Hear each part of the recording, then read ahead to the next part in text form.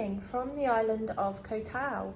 We arrived yesterday, we got the ferry in a literal monsoon. It was awful, awful weather. The actual ferry was delayed by just over an hour, I think. We were due to leave at 11 and we didn't leave until at least 12:15, I think. And then I just thought that it would all be fine, to be honest. Like, I do get car sick and travel sick, but I just don't know why, like, I just assumed that I didn't get seasick. Anyway, I ended up getting the worst seasickness. Like, I was pretty much gone. Like, I could feel the colour drain out my face. Obviously, the weather was bad anyway, but apparently that crossing is quite bad for seasickness.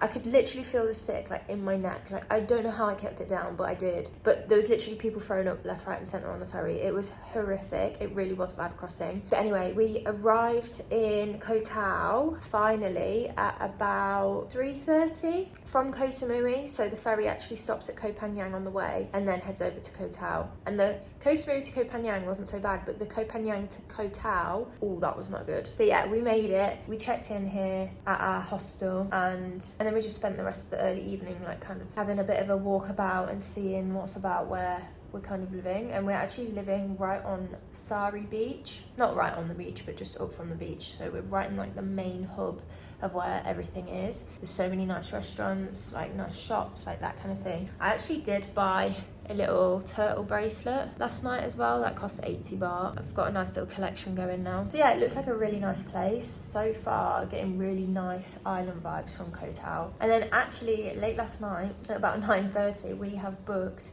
a boat trip for today. We've got up a little bit early this morning to get breakfast before we go. We're due to get picked up and then go to the boat, and then we're going to go around pretty much the whole island and stop off at a few different places.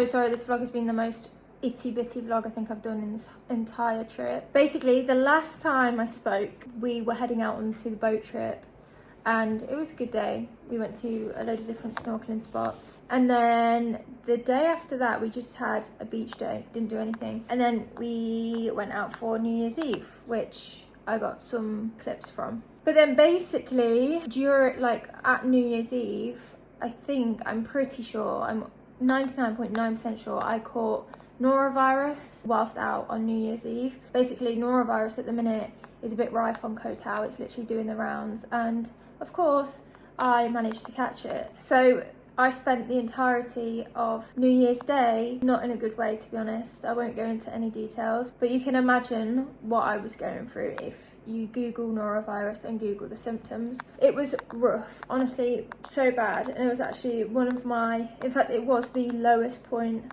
for me of this whole trip. And I literally said to Alex like 4 times, like, I want to go home, like, I'm done. Like, I've caught 3 viruses on this trip in less than 3 months, and it just felt that was one virus too far for me. It is now the 3rd of January. Alex caught it as well off me. Obviously it's just so contagious, like, you can't do anything about it. So Alex was ill yesterday, not as bad though, and actually he did go out and buy some anti-sickness tablets for me that actually enabled me to keep liquid down so I wasn't so dehydrated, because honestly I just couldn't keep anything down, and I was honestly, like, it was getting to a point where I was really becoming very dehydrated and I was just gagging for water, but I just couldn't keep it down. So anyway, the sickness tablets really helped, and then as soon as Alex started feeling sick, like, he had some of those, and he has managed to not be sick, but he has had all of, like, the stomach pains and all of those kind of symptoms as well. So we were supposed to actually leave for Koh Phangan yesterday, so the 2nd of January, and we didn't make it for obvious reasons. We were both just really ill, but the entirety of Koh Tao is literally so fully booked. We were looking to see if we could extend our stay literally anywhere, and we would have paid over the odds to stay anywhere, and we couldn't find anything at all. So we were like,